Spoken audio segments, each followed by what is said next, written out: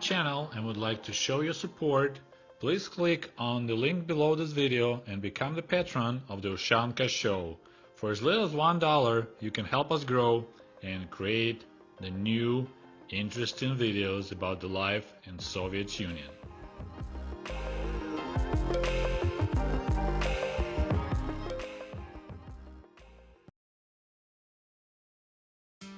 Hello comrades and welcome back to Ushanka Show. Today I would like to return back to the topic of Soviet cars.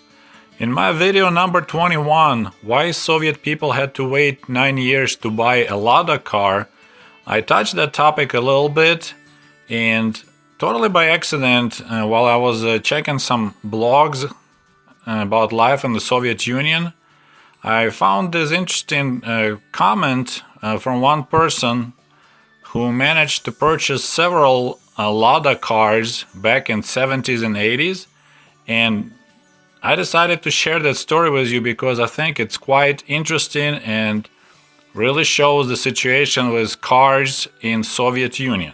Many of my viewers were surprised to find out about ridiculous conditions, like you had to put yourself on some kind of list, waiting list, and then wait up to 9 years to purchase a car, and of course on the top of it the cars were extremely expensive.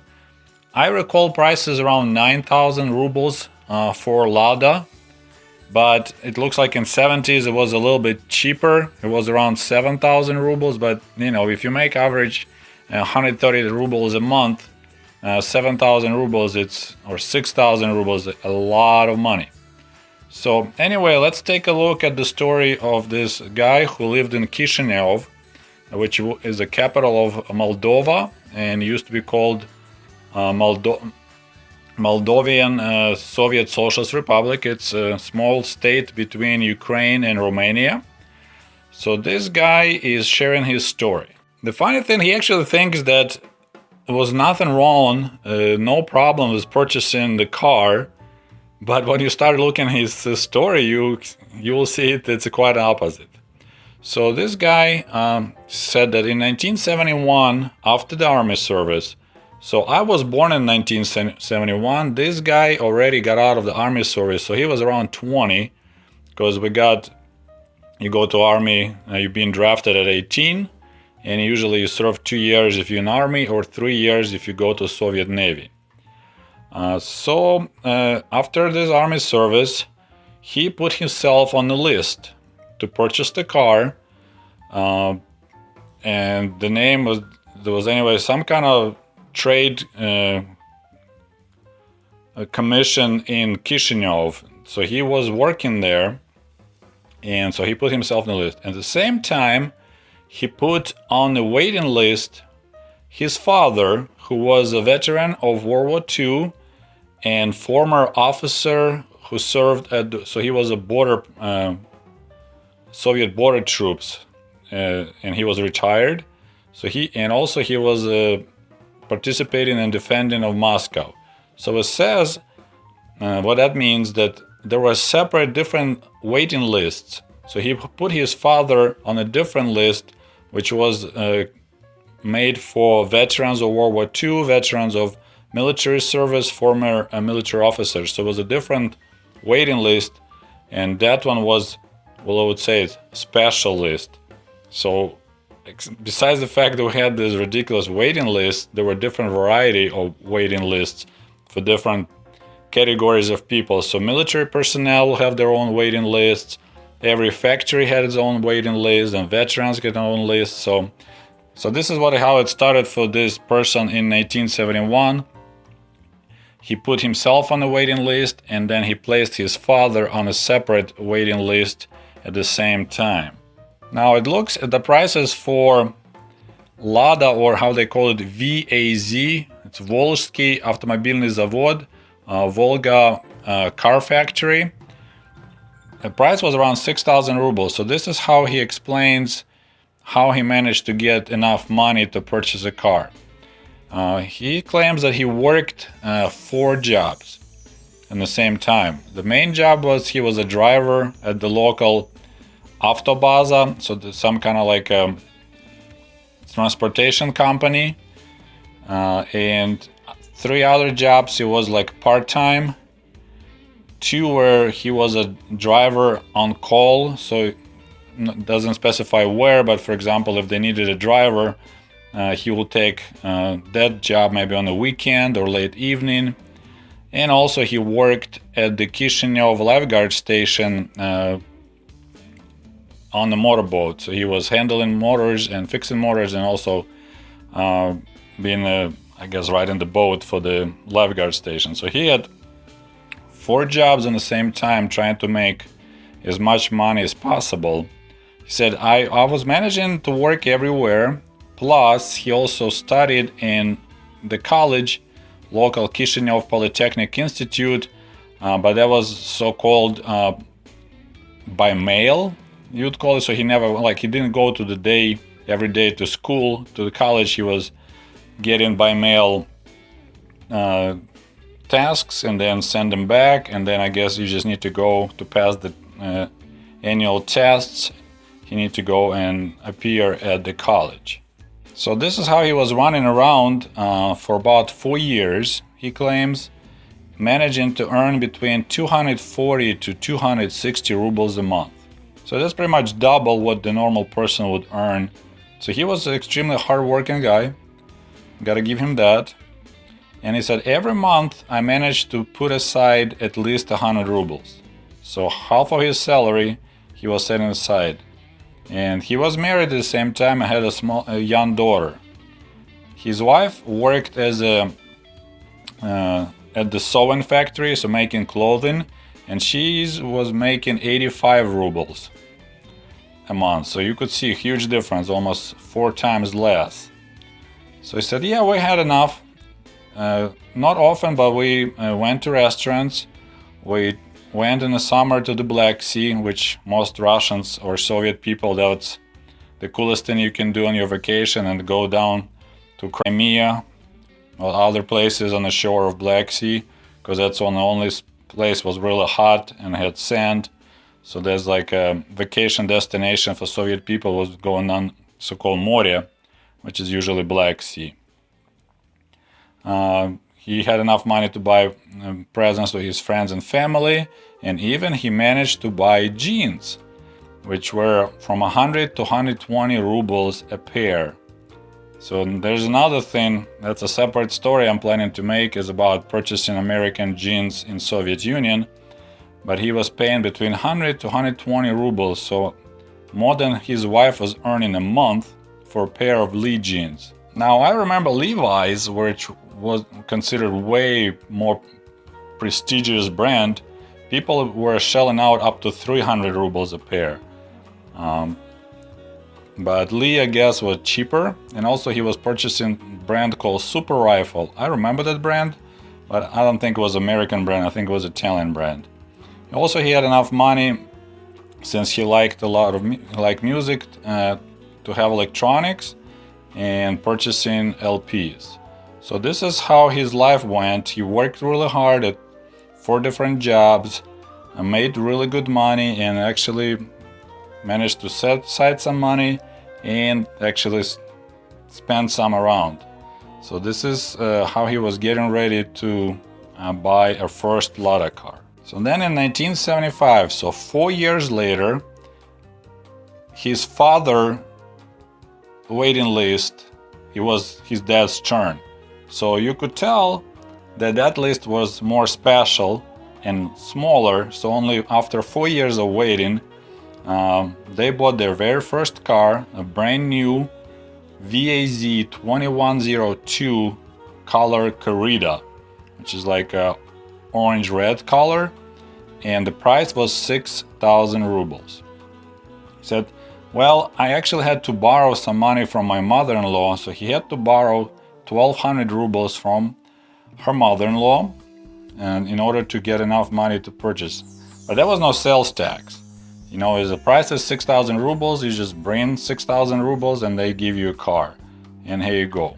So even after working so hard for 4 years, he only managed to save 4,800 rubles, and his mother-in-law helped him out. So it happened in 1975, so 4 years of waiting. So he's still on his waiting list. but his dad already got a car. So technically his dad purchased a car, but he bought it for himself, and I guess then there was agreement that I can let you guys use the car, or I'll take you anywhere you need to go. So in 1978, he sold his first car for 7,500 rubles. So this is a very interesting moment. It tells you how desperate people were for cars. So he purchased a brand new car for 6,000 rubles in 1975. 3 years later, he sold his used car, 3-year-old car, for 7,500 rubles. So he actually made 1,500 rubles on a used car with mileage or kilometers on it. It's unthinkable to have something like that in the United States, because usually by 3 years your car gonna lose close to 50% of its value. In Soviet Union, used cars are more expensive than brand new cars. So interesting, like, why did he sell it? What happened? Apparently his neighbor, who was a Jewish person, and he was a live-in country for Israel. So that's when, in end of 70s, when the Soviet Union, Soviet government started allowing Jewish people to immigrate. So his neighbor was living in the country, and he had a car for sale. He also had a Lada. So he purchased his used car, and it also was model 2102. So that was also a so-called universal 5-door. But it was a white color, white knight gold color. So he bought it from neighbor for 4,800 rubles. So he made a good deal. It was probably a way older car. He sold his for 7,500, made extra 1,500 rubles, purchased the used one for 4,800 rubles. So this is how things work. So this already sounds ridiculous, isn't it? That you sell a used car for more money than you bought it brand new. Then he tells that in 1981, so 9 years later, almost 10 years later, so that makes me feel better, because I know this is confirmed that I was correct. For normal people, regular people that didn't have a special, you being veteran or hero of Soviet Union or some other things, people had to wait 9 years. So he put himself on the waiting list in 1971. In 1981, his turn came to purchase a car. So what happened? So he already has a car, right? He has that white 2102 model he purchased for $4,800 from his neighbor.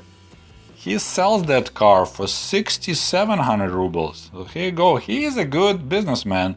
So he had the car for 3 years. He sells it for almost 3,000 rubles more, but he said he did some work to it, so he made it look cool.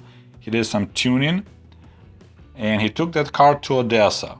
So I guess there was a higher prices you can get for the cars, and purchased yellow, brand new. And again, it was a VAZ 2102. Looks like he just liked that model a lot, and he purchased for 6,000 rubles again. So in 1975 was 6,000 rubles, and 1981 same model was still 6,000 rubles. So now he has a brand new car again.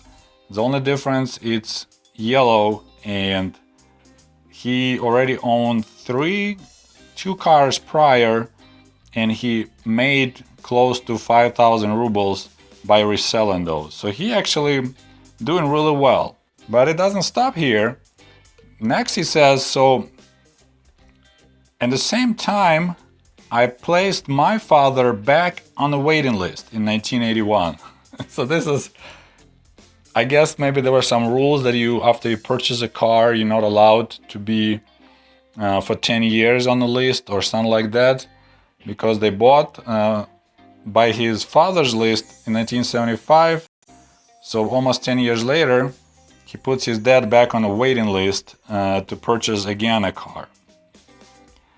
And 3 years later, in 1984, there was their turn again. So father is a veteran, and as years go by, there's less veterans. People passing away, so list gets shorter. So this time in 3 years, it was his dad's turn again to buy a car. So they purchased again 2102 model white color in 1984 for 6,000 rubles.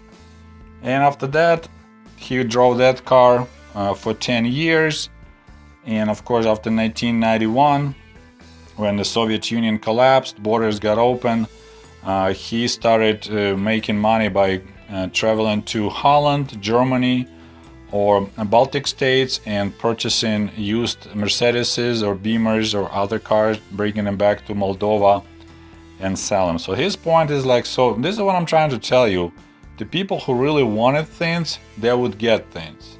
But at the same time, it shows you how bad situation was with cars. You had waiting lists up to 9 years. The used cars were sold for more money than new cars.